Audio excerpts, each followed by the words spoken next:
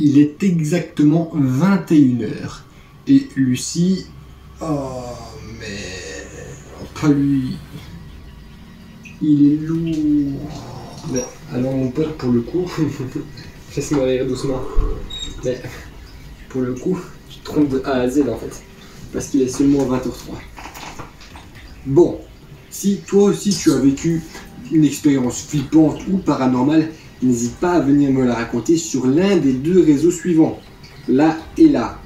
Et ça me ferait un immense plaisir de les lire et pourquoi pas, pour, dans une prochaine vidéo, raconter les threads d'horreur ou bien les expériences paranormales de nos abonnés. Ouais. J'y vais. Mais... Yes. Je prends tes clics et tes claques. Allez, ciao la miss. La miss la mif. Mifa. Ciao mon ref. Allez, prends soin de toi. Ciao. Tu t'en vas. Ça suffit maintenant. Tu t'en vas. Alors, où on en était?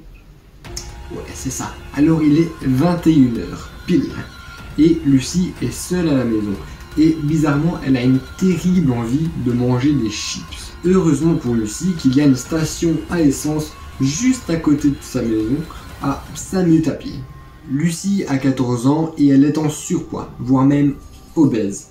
Et elle lutte sans cesse contre son hyperphagie boulimique, c'est-à-dire qu'elle mange sans cesse, généralement des crasses et en grosse quantité sans savoir s'arrêter. Lucie suit un régime pour la faire maigrir et ses parents ont décidé de garder la malbouffe hors de la maison. Alors, c'est terrible. C'est vraiment cruel.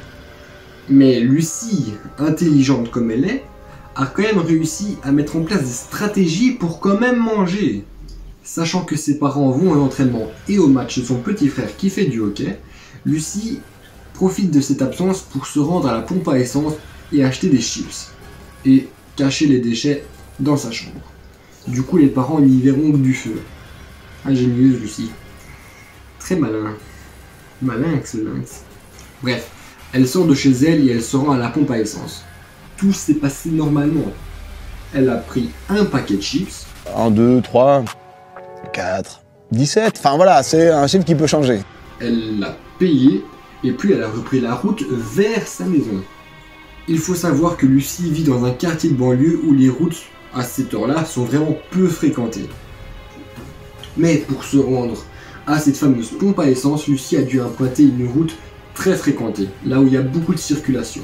Quand Lucie quitta cette fameuse route très fréquentée pour tourner dans la rue où se trouve sa maison, elle a vu une camionnette noire aux vitres teintées la suivre lentement derrière elle. Quelques secondes plus tard, genre 30 secondes après, la camionnette, je voulais dire, s'est rapprochée de Lucie et la vitre s'est abaissée. Et là, il y avait un homme. Il faisait sombre et Lucie n'a pas pu distinguer le moindre trait de l'homme.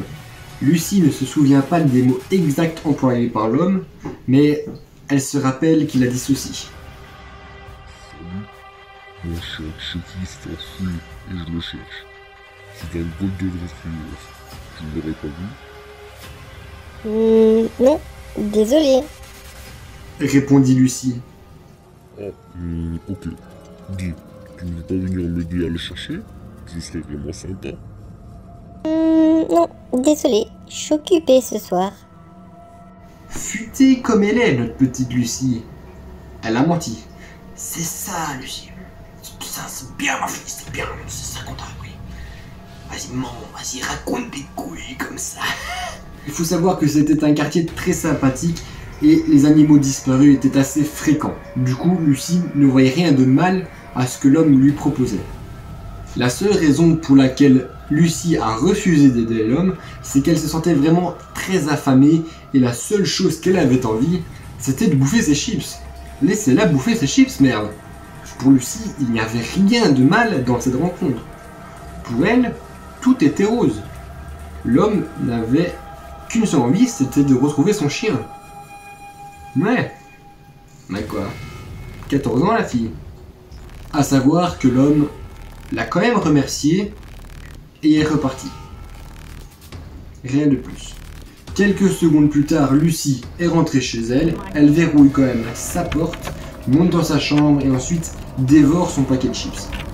Quelques jours plus tard, Lucie racontait à ses amis ce qui s'était passé dans une discussion normale.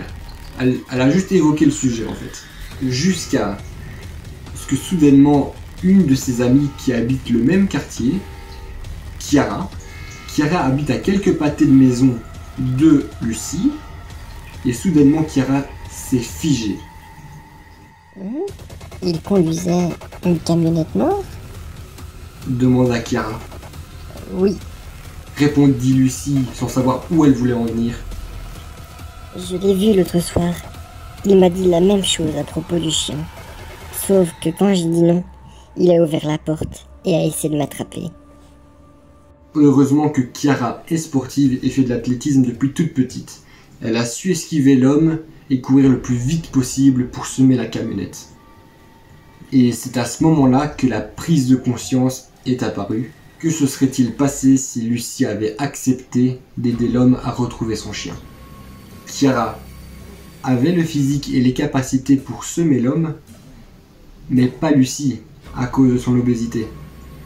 Que se serait-il passé si l'homme aurait essayé d'attraper Lucie, voire même de la poursuivre? Et depuis ce jour, Lucie ne se balade plus jamais seule quand il fait noir. J'espère que ce Thread d'horreur vous a plu et que vous en retenez le même message que moi, la même morale. Bouffez un max de chips les gars. Bouffez, ça peut vous sauver la vie. Je m'adresse à tous les enfants et les jeunes qui regardent cette vidéo. Je suppose que vos parents l'ont déjà assez répété, mais je vais quand même encore profiter de ce Thread d'horreur pour faire la petite prévention. Si jamais on vient vers vous de la même manière que ce thread s'est déroulé, ou bien même avec d'autres propositions comme offrir des bonbons ou aider à autre chose, si vous ne connaissez pas la personne, vous refusez quoi qu'il arrive. Et si jamais la personne insiste, tu sais ce que tu fais? Eh ben tu cries le plus fort possible en courant. Bon, je suis d'accord avec toi que tu auras l'air complètement con. Mais sache une chose mon pote, ça peut te sauver la vie.